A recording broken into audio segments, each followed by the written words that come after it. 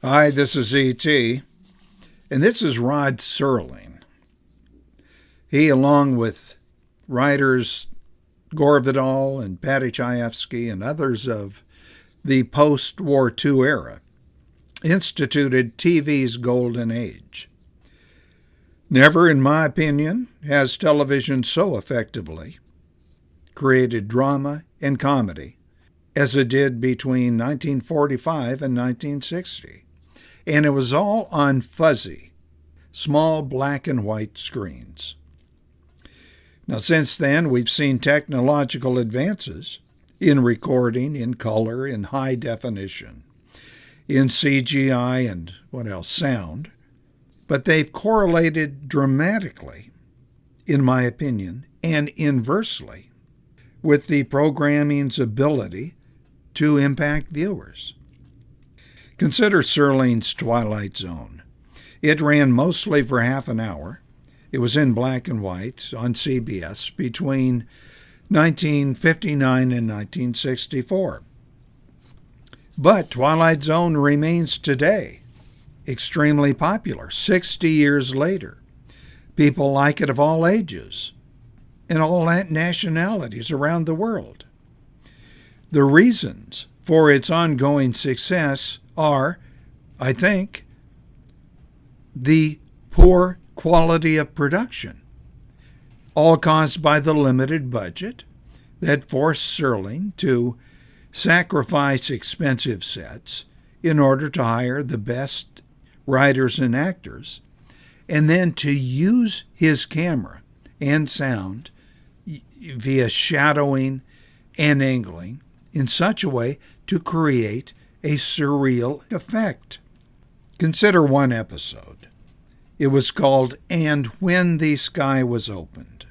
It aired the first season and was played by two known actors, Rod Taylor and Charles Aidman, and an unknown named Jim Hutton, who got very famous as a result of this episode. "And When the Sky Was Opened" played on a universal theme, and that was man's loss of identity in an impersonal and atomized urban society. People could then, and today, very much identify with that.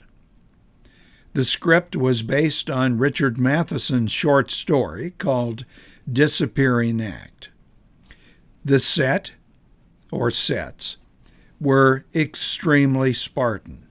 A landing pad, a hospital room, a tavern, a motel. They seemed to be based on a design by Mies van der Rohe. He was a very famous minimalistic designer and builder. His motto was, "Less is more." The episode opens in an empty Air Force hangar. A canvas, you can see, remains atop a high-altitude test plane, which we're told has disappeared for hours and then crashed in the desert. Next scene is of a military hospital. We see Colonel Forbes, played by Rod Taylor, very upset, talking to a nurse. He wants to go see Major Gart in his hospital room. The next scene is inside the room. Forbes explains to the bedridden Major Gart, who suffered a broken leg, that everybody seems to have forgotten about the third pilot, Ed Harrington. Major Gart explains that only he and Forbes flew the mission. He does not know any Ed Harrington. Forbes, thinking he's going insane, relates events earlier in the day as he remembers them, and now begins a flashback. We see Colonel Forbes and Colonel Harrington, played by Charles Aidman, laughing and joshing with Major Gart about his not being able to go out with them to drink and chase girls. Now, a careful observer will notice that Colonel Forbes' military cap is different from Colonel Harrington's. It lacks that scrambled egg on the bill that is assigned to all field-grade officers.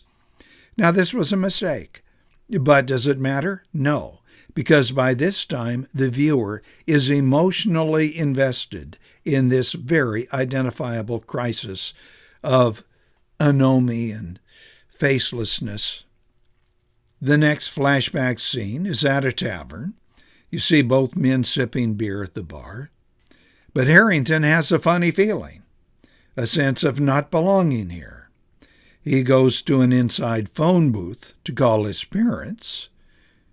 Moments later, he calls out to Forbes, who's sitting at the bar, to come over. Harrington is extremely upset because neither his mother nor father ever heard of him. Forbes goes to the bar to get a drink for Harrington. He returns, but Harrington is gone. Forbes, extremely distraught, sees a newspaper. The headline and picture feature only him and Major Gart. There's no mention of Ed Harrington. Next scene, motel room. We're still in a flashback. It's a place where Forbes, planned to meet his girlfriend, Amy.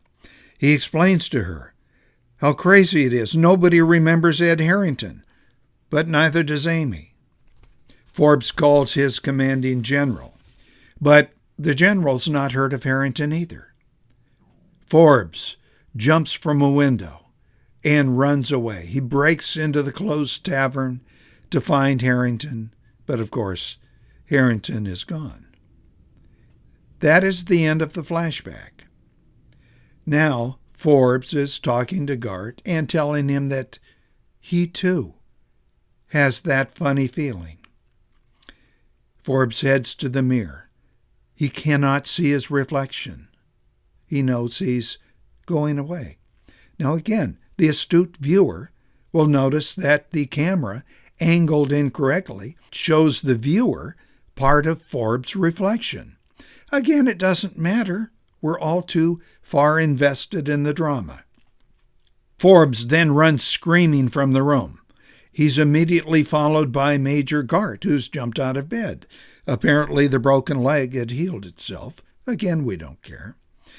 Gart looks down the corridor through which Forbes should be running and screaming, but no one's there. The nurse leads Gart back to his bed, where he picks up the newspaper, showing a headline and a picture dealing with but one pilot of the plane, himself. And now Gart knows he's going to go on a trip himself. The last short scenes are of a doctor and nurse examining the hospital room, which has long been empty. Then a final scene back at the hangar, showing only a tarp with nothing underneath.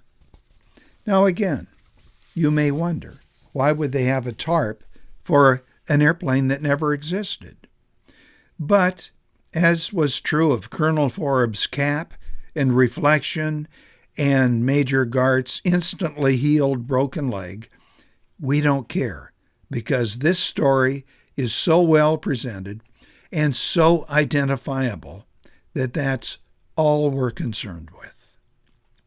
But now, what if Twilight Zone had magnificent color, all very distracting to the eye, and magnificently organized sets, all full of detail, further distracting, CGI effects, well, you know what they're like, and high-fidelity sound, itself distracting? It's very unlikely that this story would have worked as effectively, that it would have had that megaton high effect on our emotions. Less is more is what allowed TV's golden age, writers, directors, and actors to produce drama and comedy that has lasted and will continue to do so millennia from today. At least that's what I think. Let me know what you think in the comments below. Hit the like or dislike button. Oh, do subscribe to this channel.